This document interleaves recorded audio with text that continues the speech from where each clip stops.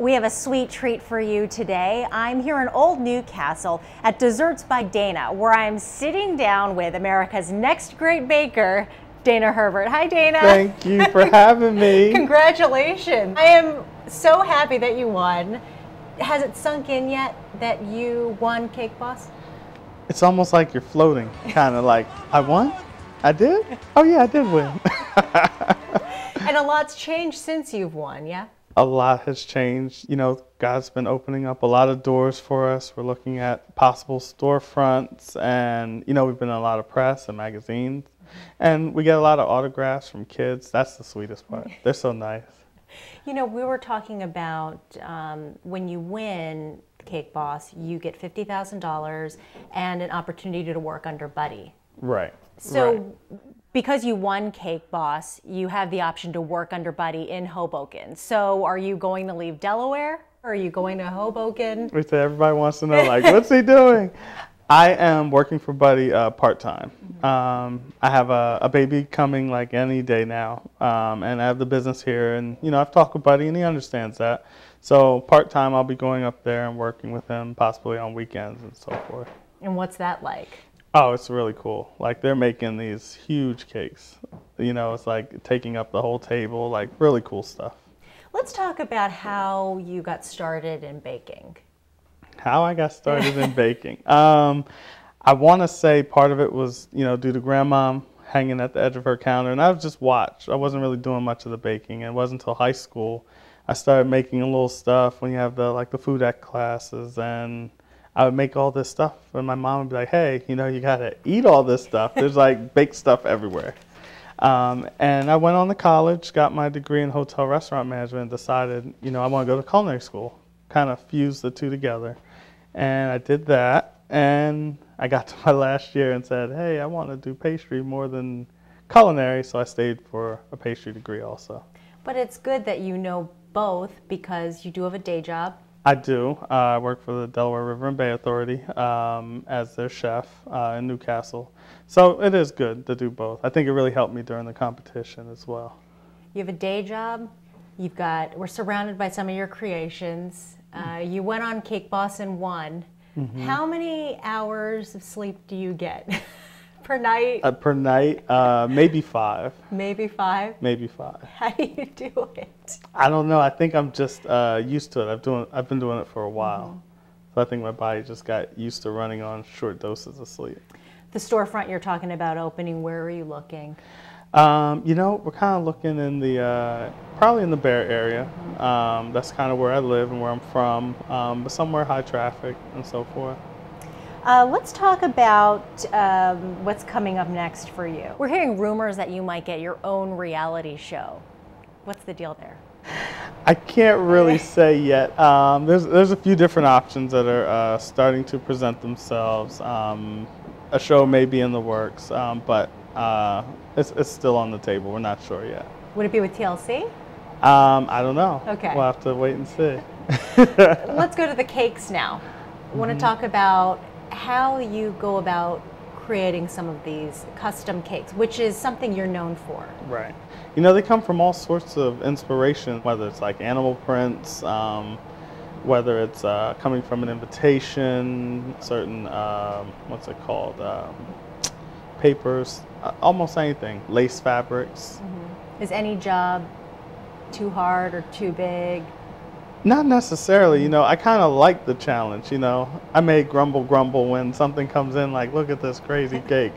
But at the end of the day, I really love it and enjoy it because it's a challenge. You were voted Best of Delaware last year. I was. What are some of the cakes that you're known for? Well, I mean, I'm definitely known for having cakes with color, cakes with pop. I do a lot of the fondant work that maybe some of the area shops don't want to really do at the moment. That's really what I'm known for. And what are your most popular cakes, desserts? Gosh, are you talking like cake flavors or? Cake flavors, you know, cookies, cupcakes, anything. Southern lemon cake is really popular with cream cheese and strawberries. Buddy even liked that one. That's the one he gave me all the praises for. He's like, I was waiting for that from you. This is what I want. And I was like, okay, I knew it. Red velvet.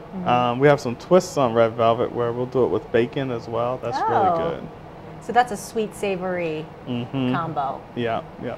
What are your favorite cakes? My favorites to eat would probably be the red velvet. I do love our lemon cake, but if you're saying what's Dana's favorite, the red velvet with bacon, sweet potato cheesecake with salted caramel is really good, and the mandarin orange cake is awesome. So you have a sweet tooth, because a lot of times I find people will make baked goods, but they don't really have a sweet tooth because they spent so much time making it. That's not the case with you? Maybe a little bit. I eat smaller portions of cake than what I used to. Before I'd be like, give me that big hunk of cake and I'll just go to town with it. So now I take little hunks of cake. And you put out a book last year.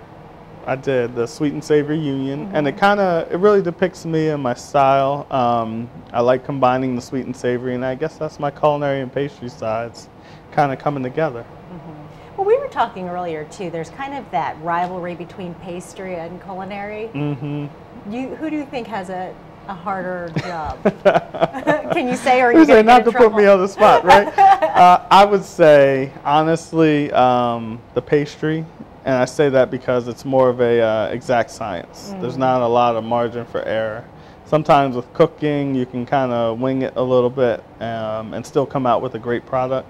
But pastry is kind of one of those exact sciences. Too much of this, and your cake's, ballooning all over the oven. So I say pastry. So even if you're off, and let's say you get your own show and you become this huge nationwide celebrity, will you leave Delaware? I don't know about that. I really like Delaware. I've lived a lot of places. My dad was a DuPonter. So, we lived in Missouri, Canada, New York, Maryland. I love Delaware. Delaware's kind of like a laid-back kind of family state. It's really cool, really chill.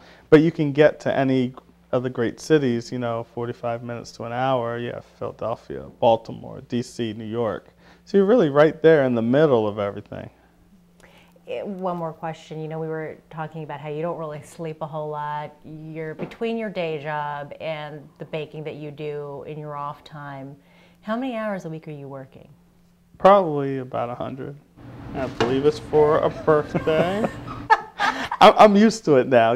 It's like I say 100. It's like probably about 100. Yeah. Add a baby, and then what? Yeah, when the baby comes, I don't know. I'm trying to work out a few things where I can maybe have a day off. Maybe work 6 days instead of 7, or 5.5. We'll see. We'll sign a petition for you. There you go. Okay. My wife will like that.